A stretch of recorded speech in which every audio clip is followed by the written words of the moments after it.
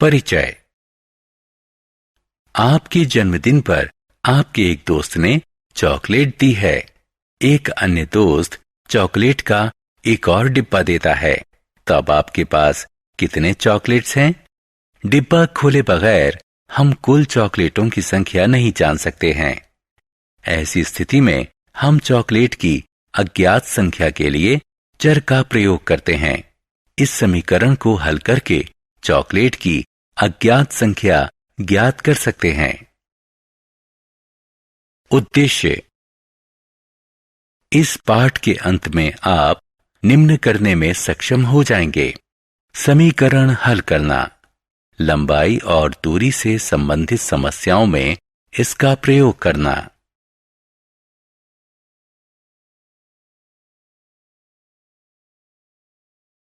समीकरण। एक गणितीय कथन जिसमें दो व्यंजक हों और जिसे समता के चिन्ह से अलग किया हो, उसे समीकरण कहते हैं। समता के चिन्ह के बाएं तरफ के व्यंजक का मान चिन्ह के दाएं तरफ के व्यंजक के मान के बराबर होता है। समीकरण के कुछ उदाहरण हैं: एक या दोनों व्यंजकों में चर हो सकते हैं। जब किसी समीकरण में केवल एक चर हो तो उसे एक चर वाला समीकरण कहते हैं। जैसे यदि किसी समीकरण में दो चर हों तो उसे दो चर वाला समीकरण कहते हैं। जैसे रैखिक समीकरण। यदि किसी समीकरण में चर x की अधिकतम घात 1 हो तो इसे रैखिक समीकरण कहते हैं। जैसे दूसरे शब्दों में रैखिक समीकरण में सिर्फ रैखिक बहुपद होते हैं। समीकरण के पक्ष। समता चिन्ह के बाएं तरफ के व्यंजक को LHS और दाएं तरफ के व्यंजक को समीकरण का RHS कहते हैं। LHS और RHS समीकरण के पक्ष होते हैं।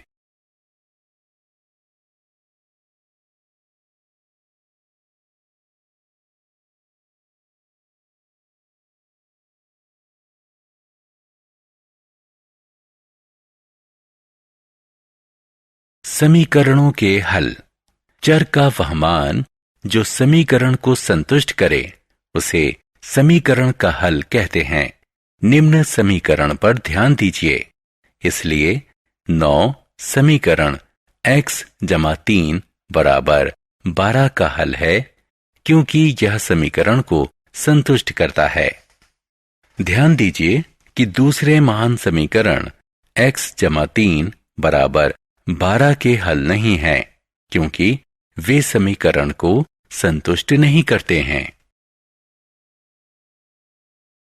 समीकरण को हल करना। समीकरण के संतुलन को बनाए रखने के लिए हम समीकरण के एक पक्ष में जो संक्रिया करें उसे दूसरे पक्ष में भी अवश्य करना चाहिए। किसी समीकरण को हल करने का यह मूलभूत नियम है।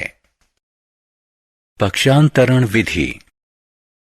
हमने देखा है कि पक्षांतरण विधि किसी समीकरण को हल करने की सबसे सुविधाजनक विधि है। इस विधि को अपनाने के लिए निम्नलिखित नियमों का प्रयोग किया जाता है।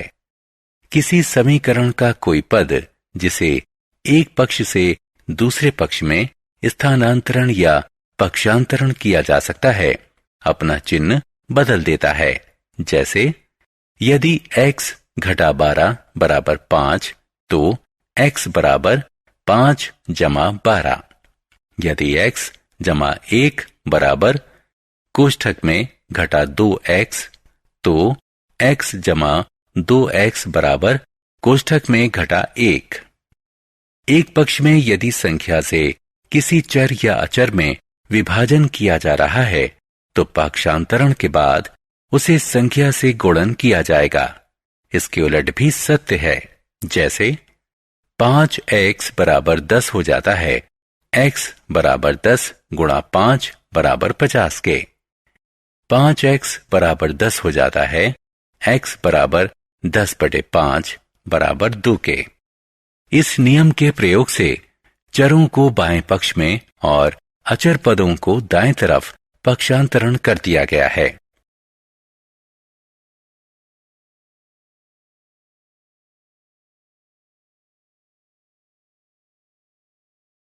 साधारण समीकरण। उदाहरण 3a घटा 5 बराबर 16 को हल कीजिए। हल। निम्न समीकरण की गणना करने पर हमें प्राप्त होगा a बराबर 7।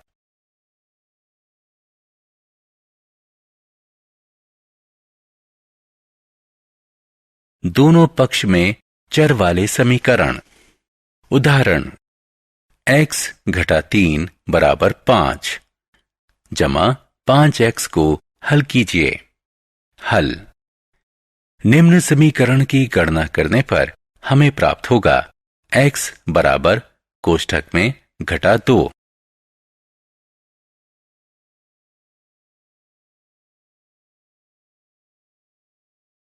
जटिल समीकरण।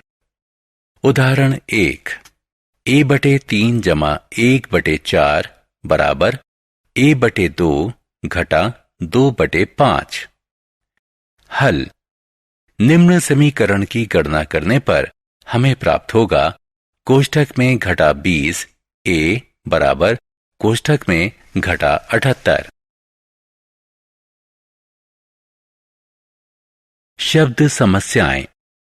उदाहरण 1 एक संख्या दूसरी की आधी है। दोनों संख्याओं का योग 6 है, तो संख्याएं ज्ञात कीजिए। हल। मान लीजिए कि उनमें से एक संख्या x है, अतः दूसरी संख्या बराबर x बटा 2। दोनों संख्याओं का योग बराबर 6। इस प्रकार x जमा x बटा 2 बराबर 6, यानी 3x बटे 2 बराबर 6 या x बराबर 12 बटे 3 बराबर 4। संख्याएं 4 और 2 हैं। जांचें। दोनों संख्याओं का योग 6 है। इस प्रकार उत्तर सही है। शब्द समस्या। उदाहरण 2 किसी भिन्न का अंश हर से 3 कम है। यदि अंश में 1 का योग किया जाए तो हर में 3 की वृद्धि होती है और भिन्न 1/2 के बराबर हो जाता है। असली भिन्न का पता कीजिए। हल। मान लीजिए कि असली भिन्न का हर x है। यदि अंश हर से 3 कम है तो अंश बराबर x घटा 3। असली भिन्न बराबर x घटा 3 बटे x। नए भिन्न का हर बराबर x जमा 3। नए भिन्न का अंश बराबर कोष्ठक में x घटा 3 जमा 1 बराबर x घटा 2। नया भिन्न बराबर x घटा 2 बटे x जमा 3। नया भिन्न हो जाता है 1/2। इस प्रकार कोष्ठक में x घटा 2 बटे कोष्ठक में x जमा 3 बराबर 1/2। निम्न समीकरण की गणना करने पर हमें प्राप्त होगा x बराबर 7। इसलिए चूंकि असली भिन्न x घटा 3 बटे x बराबर 4/7 है। जांचें।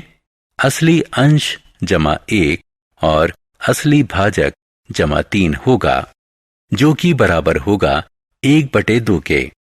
अतः यह समीकरण संतुलित है।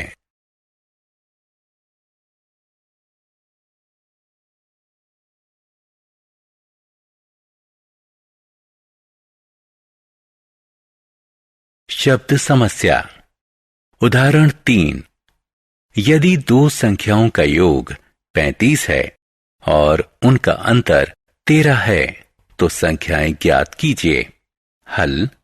मान लीजिए कि एक संख्या x है, अतः दूसरी संख्या कोष्ठक में 35 घटा x होगी। दोनों संख्याओं का अंतर 13 है, तो समीकरण होगा कोष्ठक में 35 घटा x बराबर 13। इसे हल करने पर हमें x बराबर 11 प्राप्त होगा। दो संख्याएं 11 और 24 हैं। जांचें, दोनों संख्याओं का योग बराबर 11 जमा 24 बराबर 35। दोनों संख्याओं का अंतर बराबर 24 घटा 11 बराबर 13। अतः उत्तर सही है। उदाहरण, दो संख्याओं का अनुपात 3:4 है। दोनों संख्याओं का योग 56 है। तो संख्याएं ज्ञात कीजिए। हल, मान लीजिए कि संख्याएं 3x और 4x हैं। इनका योग 56 है। 7x बराबर 56, x बराबर 8, इसलिए संख्याएं 3 गुणा 8 बराबर 24 और 4 गुणा 8 बराबर 32 हैं।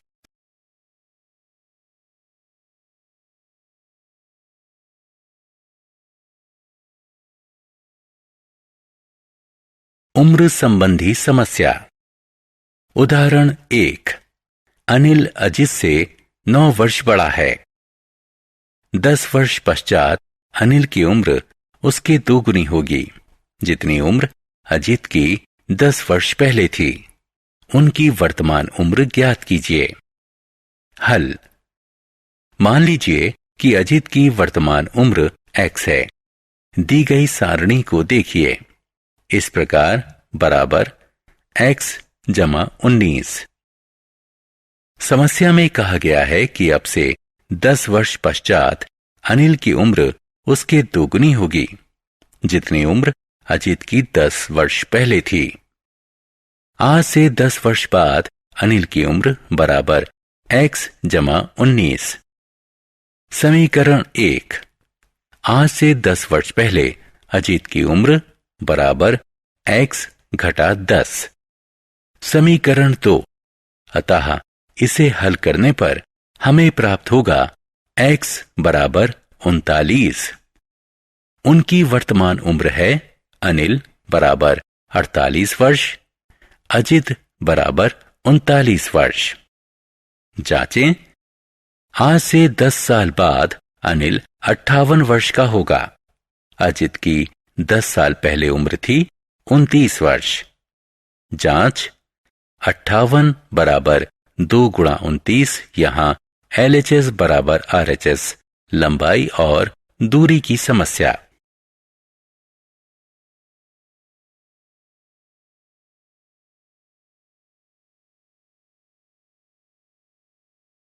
लंबाई और दूरी की समस्या। उदाहरण 2, एक आयत की लंबाई उसकी चौड़ाई से 6 इकाई अधिक है। इसका परिमाप 20 इकाई है। इसकी लंबाई और चौड़ाई ज्ञात कीजिए। हल, मान लीजिए कि आयत की चौड़ाई x इकाई है। अतः लंबाई बराबर x जमा 6 चौड़ाई 2। कोष्ठक में लंबाई जमा चौड़ाई बराबर परिमाप। क्योंकि परिमाप 20 इकाई है, इसलिए लंबाई जमा चौड़ाई बराबर 10 इकाई होगी। इस प्रकार x जमा कोष्ठक में x जमा 6 बराबर 10 या 2x जमा 6 बराबर 10, इसलिए 2x बराबर 4 और x बराबर 2। चौड़ाई बराबर 2 इकाई, लंबाई बराबर 2 जमा 6 बराबर 8 इकाई, लंबाई बराबर 8 इकाई।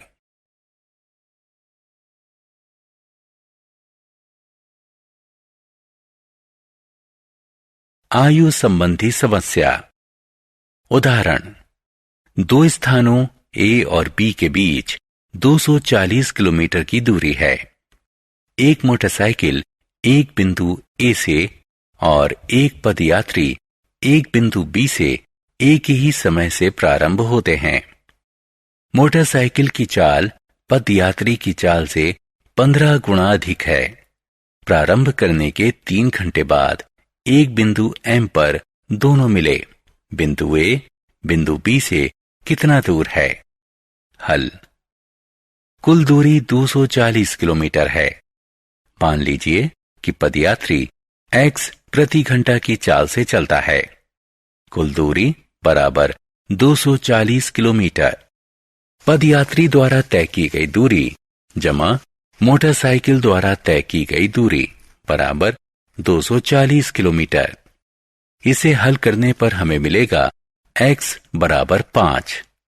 वे एक बिंदु M पर मिलेंगे जो B से 15 किलोमीटर और A से 225 किलोमीटर दूर है। सारांश।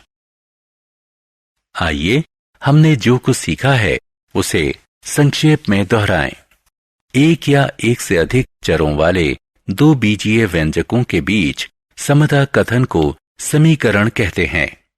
यदि किसी समीकरण में किसी चर यानी s की अधिकतम घात 1 है तो इसे रैखिक समीकरण कहते हैं। समीकरण को सत्य बनाए रखने के लिए समीकरण के एक पक्ष में की जाने वाली संक्रिया दूसरे पक्ष में भी करनी चाहिए। पक्षांतरण विधि। 1. कोई पद समीकरण के एक पक्ष से दूसरे पक्ष में पक्षांतरित किया जा सकता है लेकिन उसका चिन्ह परिवर्तित हो जाएगा। 2. यदि किसी एक पक्ष के चर या चर में किसी संख्या से विभाजन किया जा रहा है तो पक्षांतरण के पश्चात दूसरे पक्ष में उस संख्या से गुणन होता है।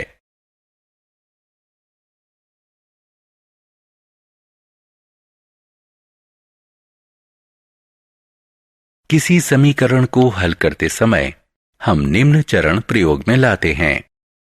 अज्ञात को चिन्हित करते हैं, दिए गए तथ्यों को पहचानते हैं, दिए गए संबंधों के आधार पर समीकरण बनाते हैं, समीकरण को हल करके अज्ञात का मान करते हैं,